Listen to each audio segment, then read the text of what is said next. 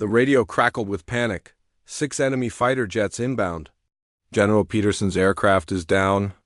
But Captain Sophia "Viper" Hayes wasn't running.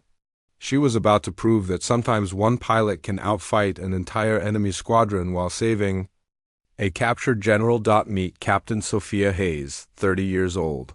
Auburn hair always pulled back in regulation style. Steel blue eyes that had logged over 2,500 combat flight hours in the most contested airspace on Earth for 5 years. She had piloted F-16 Fighting Falcons for the 388th Fighter Wing, but to most of her colleagues, she was still just a female pilot who happened to be exceptionally skilled. They acknowledged her abilities, but few truly believed she could handle the most dangerous solo missions that defined elite fighter pilots. Sophia's path to the cockpit had been anything but conventional. The daughter of Admiral William Thunder Hayes, one of the Navy's most decorated aviators, she had grown up surrounded by aviation excellence.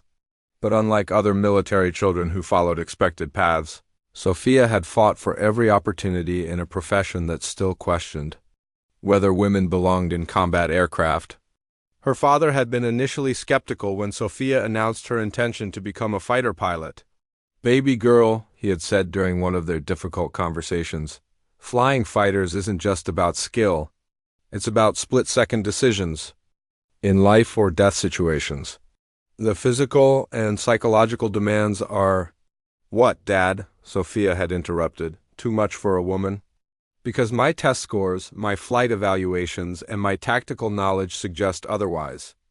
Admiral Hayes had eventually become her strongest supporter, but only after Sophia proved herself repeatedly in scenarios where other pilots failed. Her training scores weren't just exceptional. They demonstrated innovative tactical thinking that impressed even veteran instructors who had been teaching fighter combat for decades. Sophia's childhood had been uniquely shaped by aviation culture. While other military children moved from base to base, experiencing standard military life, she had grown up in the cockpits of naval aircraft, learning systems and procedures before she could properly drive a car. Her father had taught her that aviation wasn't just about flying. It was about understanding the complete tactical environment and making decisions that others couldn't anticipate. Every summer during her teenage years had been spent at aviation camps and flight schools where she competed against the sons of other military officers. She consistently outperformed male cadets who assumed her presence was due to political correctness rather than genuine ability. These early experiences taught her that proving herself wasn't a one-time event. It was a continuous process that would define her entire career. By the time she was 16, Sophia could disassemble and reassemble an aircraft engine faster than most seasoned mechanics. She understood aerodynamics not just theoretically but instinctively, feeling how air moved over wings and control surfaces in ways that couldn't be taught from textbooks alone. At the Naval Academy, Sophia had graduated second in her class with a degree in aerospace engineering, specializing in advanced flight dynamics and tactical systems. Her thesis on innovative air-to-air combat techniques had been classified and incorporated into pilot training programs. But despite her academic excellence, she still faced instructors who questioned whether she had the killer instinct required for combat aviation. During flight training, Sophia had broken several records for precision flying and tactical innovation. Her instructors noted that she didn't just learn procedures.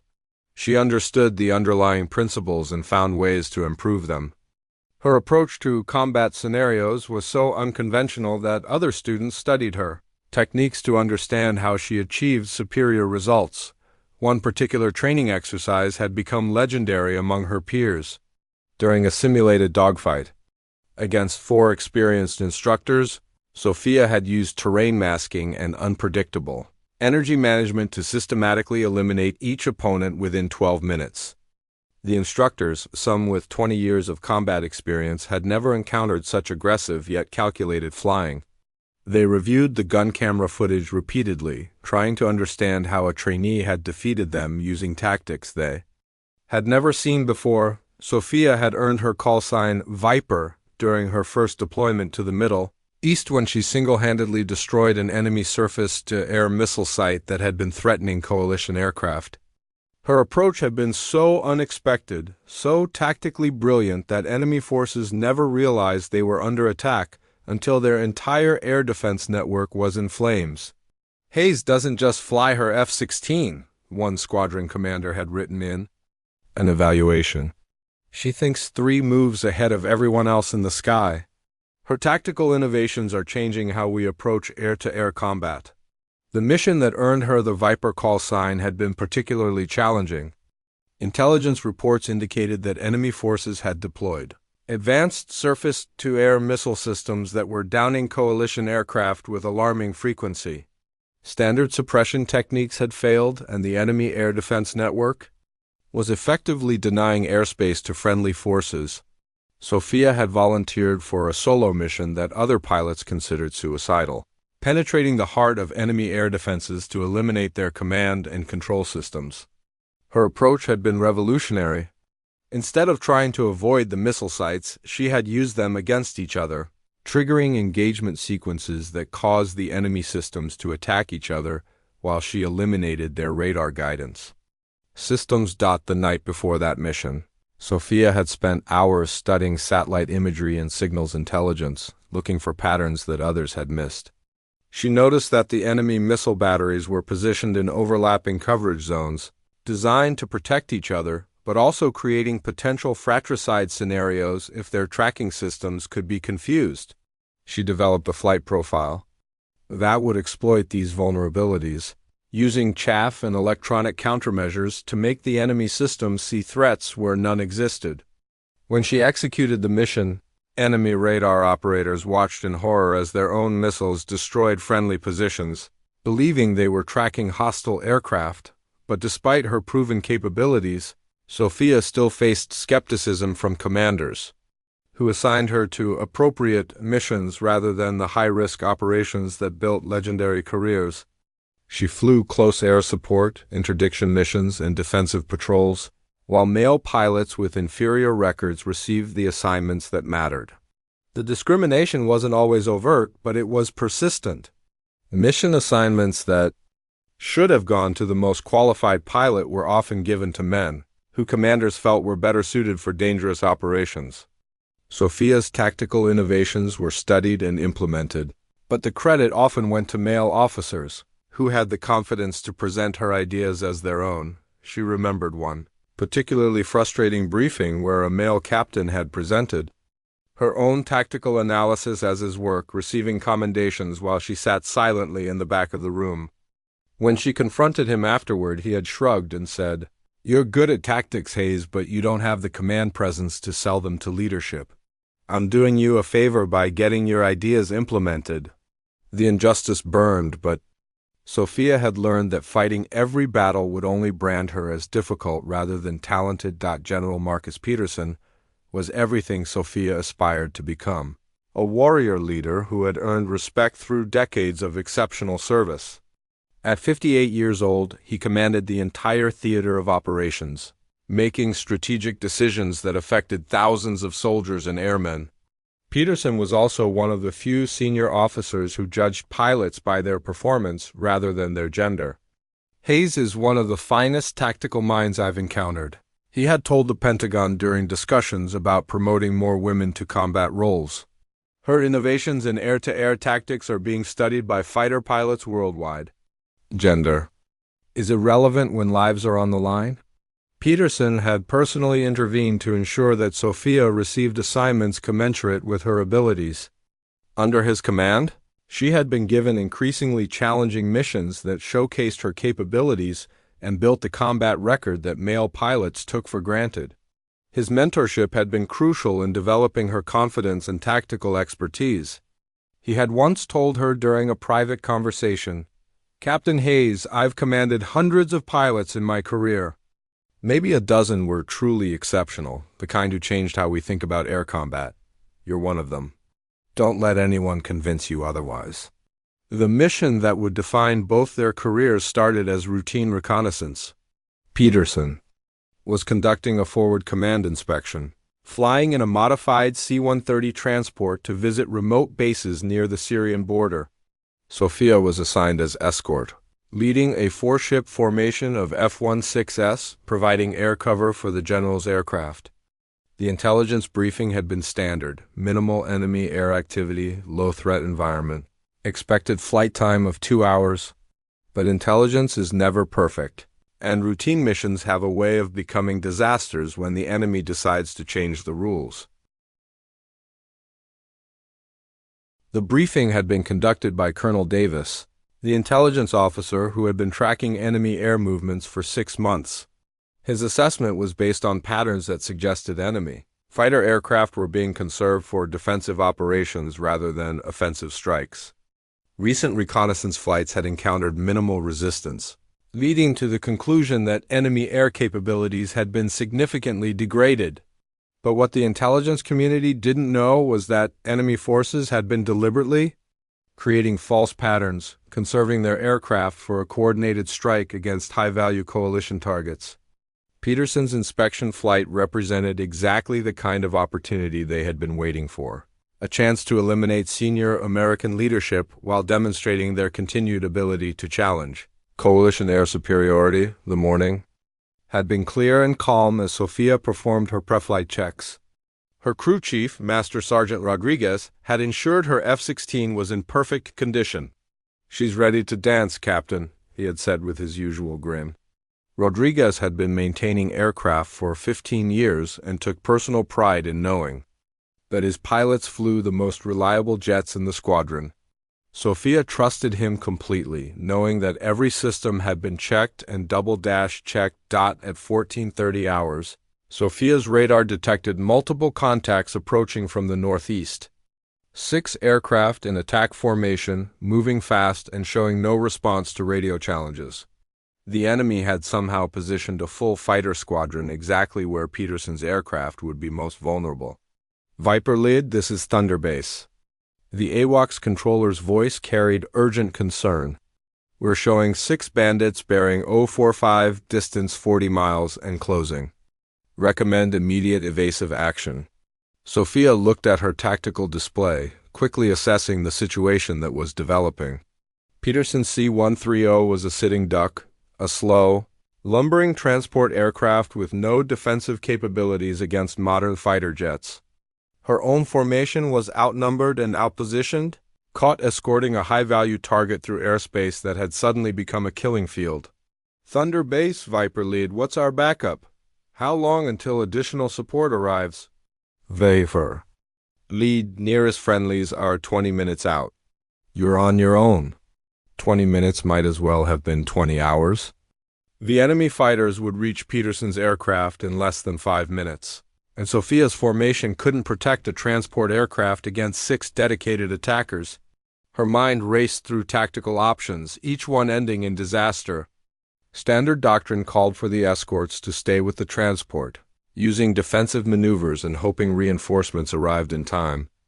But hope wasn't a strategy, and Peterson would be dead long before help arrived. That's when Sophia made the decision that would either save a general or cost her everything. "Viper 2, through 4, escort Thunder home to safety. I'll delay the bandits." "Viper Lead, that's suicide. You can't engage 6 fighters alone." "Viper 2, I'm not planning to engage them. I'm planning to destroy them." The radio went silent for a moment as her wingman processed what she had just said. Then Viper 2 responded, his voice tight with concern. "Good hunting, Viper Lead. We'll get the general home." Sophia broke away from the formation, climbing to 25,000 feet and positioning herself between the enemy fighters and Peterson's escape route. Her F-16 carried 6 AIM-120 Armra missiles and 2 AIM-9 Sidewinders. Enough firepower to engage multiple targets, but only if she used them with perfect tactical precision. The enemy formation was confident, flying in textbook attack formation toward what they believed was a helpless transport aircraft with minimal escort. They had no idea they were about to face a pilot who had revolutionized air-to-air tactics. Through innovations that other fighter pilots considered impossible, Sophia's first advantage was psychological. The enemy pilots expected to encounter defensive flying from an outnumbered escort. Instead, they found themselves facing an aggressive attack that violated everything they knew about conventional fighter tactics. Her father's lessons echoed.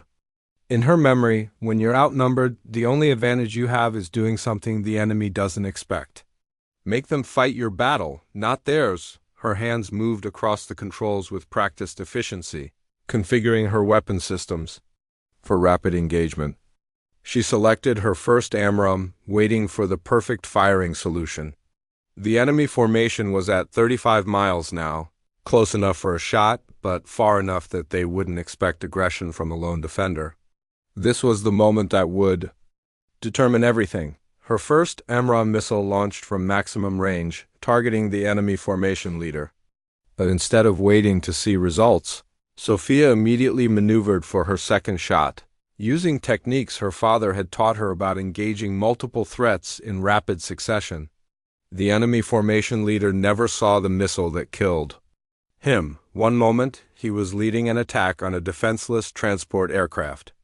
The next moment, his aircraft was disintegrating in a fireball that scattered debris across the Syrian sky. "Lead is down!" screamed another enemy pilot. "Where did that missile come from?" Sophia's second missile was already in the air, tracking toward the wingman who had been flying in close formation with the leader.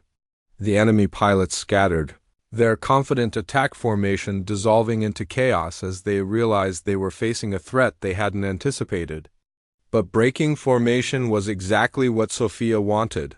Separated targets were easier to engage systematically, and panic made pilots predictable. The second kill came 8 seconds after the first. Another fireball marked where an enemy fighter had been. 4 remaining hostile aircraft, now defensive and confused, trying to locate the threat that had appeared from nowhere. Sophia nosed her F-16 over, accelerating toward the enemy formation while maintaining energy advantage. Her third AMRAAM selected, locked, and launched in a fluid sequence that would have been impossible for most pilots to execute under such extreme conditions. 3 down, 3 to go. But now the enemy pilots understood what was happening, and they were maneuvering to engage her. Sophia's tactical display showed 2 fighters turning hard to intercept while the third maintained course toward Peterson's fleeing transport. She made another split-second decision, prioritizing the immediate threat to the general over her own safety. Her fourth AMRAAM streaked toward the fighter pursuing Peterson, crossing 25 miles in seconds. The enemy pilot never had a chance to fire his own weapons. The missile detonated in a proximity burst, shredding his aircraft with fragments traveling at supersonic velocity. 4 kills. 2 enemies remaining, both now fully committed to destroying her. Sophia dove hard, building speed while her radar warning receiver screamed about incoming missiles. The enemy pilots had finally gotten organized enough to shoot back. She deployed chaff and flares while performing a high-G barrel roll that would have grayed out most pilots. Her vision narrowed as blood drained from her brain, but years of conditioning kept her conscious and fighting. The enemy missiles lost lock, confused by her countermeasures and violent maneuvering. She reversed hard, pulling her F-16 through a punishing turn that brought one of the enemy fighters into her sights. At this range, AMRAAM missiles were overkill. She selected her Sidewinder, hearing the growl of the infrared seeker as it locked onto the enemy jet's hot engines. Fox 2, the Sidewinder leaped off her wing rail, tracking toward the enemy fighter with relentless precision. 5 down. 1 remaining. But her missile count was getting low, and the last enemy pilot was good, performing defensive maneuvers. That forced Sophia to work for her final shot.